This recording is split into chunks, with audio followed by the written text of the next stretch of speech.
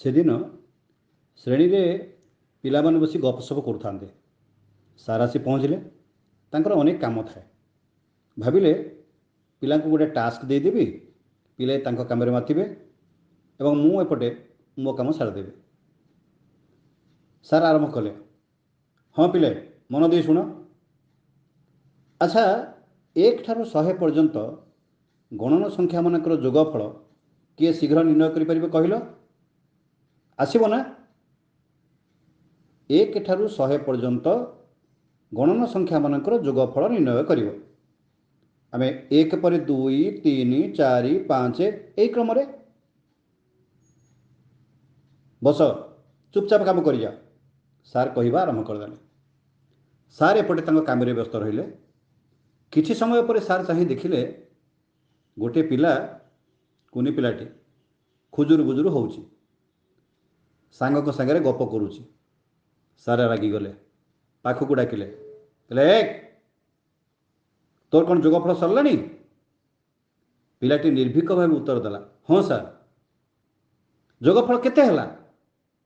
Sir ପଚାରିଲେ।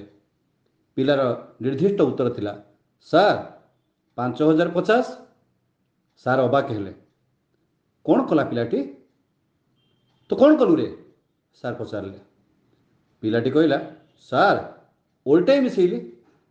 Sir ରାଗିଗଲେ, ମୋତେ ଠସିଲ କରୁଛୁ? ଓଲଟେଇ ମିଶେଇଲୁ?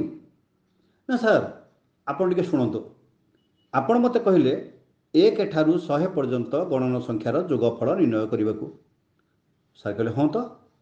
ନା ମୁଁ ଲେଖିଲି S100 is equal to 1 + 2 + 3 up to 100। ତା ତଳକୁ ମୁଁ ପୁଣି ଥରେ ସାର୍ ଲେଖିଲି S100। ଏଥର ମୁଁ ଓଲଟେଇ ଲେଖି ଲେଖି ଗଲି। ମାନେ ମୁଁ ପ୍ରଥମେ ଲେଖିଲି 100, ତାପରେ ପଦ ଲେଖିଲି 100ରୁ 1 କମ୍, ତାପରେ 100ରୁ 2 କମ୍। ଏହି କ୍ରମରେ ଲେଖି ଲେଖି ମୋର ଶେଷ ପଦଟି କେତେ ମିଳିଲା? ପିଲାମାନେ ସମସ୍ତେ କହି ଉଠିଲେ। ସାର୍ ବି କହିବା ଆରମ୍ଭ କଲେ, 1 ହିଁ ମିଳିବ, 1 ମିଳିବ। ନା ସାର୍, ଏଥର ତଳକୁ ତଳ ଯୋଗ କରନ୍ତୁ। ଯୋଗ କଲାରୁ ଯୋଗଫଳ ମିଳିଲା 2S100 is equal to 100 + 1 is 101, 99 + 2 is 101, 98 + 3 is 101। ଏହି କ୍ରମରେ ଶେଷ ପଦଟି 101। ପିଲାଟି କହିଲା, ସାର୍ ଏଠି କେତୋଟି 101 ମିଳିଲା? ପିଲାମାନେ କହିବା ଆରମ୍ଭ କଲେ।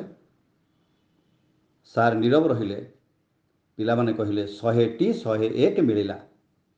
100ଟି 101ର ଯୋଗଫଳ ହେଉଛି 101 × 100। 2S100 ସମାନ 101 × 100। So this implies S100 is equal to 101 × 100/2। ସମାଧାନ କଲେ ଉତ୍ତର ହେଲା 5050। এই କଥାଟି କହିସାରି ସେଦିନ এই ଗଣିତ ଅତି କମ୍ ସମୟ ଭିତରେ ସମାଧାନ କରିଥିବା ସେ କୁନି ପିଲାଟି ପରବର୍ତ୍ତୀ ଅଧ୍ୟାୟରେ, ପରବର୍ତ୍ତୀ ପର୍ଯ୍ୟାୟରେ ଜଣେ ପ୍ରଖ୍ୟାତ ଗଣିତଜ୍ଞରେ ପରିଣତ ହେଲା। ପିଲାବେଳେ ତାଙ୍କ ନାଁ ଥିଲା ଗାଉସ୍, GAUSS। ଜର୍ମାନର ବିଖ୍ୟାତ ଗଣିତଜ୍ଞ ଗାଉସ୍ ପିଲାଦିନେ ତାଙ୍କ ଶ୍ରେଣୀରେ ପଢ଼ିଲା ବେଳେ 1 ଠାରୁ 100 ପର୍ଯ୍ୟନ୍ତ ଗଣନ ସଂଖ୍ୟାମାନଙ୍କର ଯୋଗଫଳ ନିର୍ଣ୍ଣୟ କରିଥିଲେ, ଯାହା ଆମେ ଏବେ ସମାନ୍ତର ପ୍ରଗତିରେ ପଢ଼ୁଛେ। ବୁଝିହେଲା ନା? ତମେ ତାହେଲେ ଓଲଟେଇ ମିଶେଇବା କୌଶଳରେ ଯୋଗଫଳ ନିର୍ଣ୍ଣୟ କରିପାରିବ।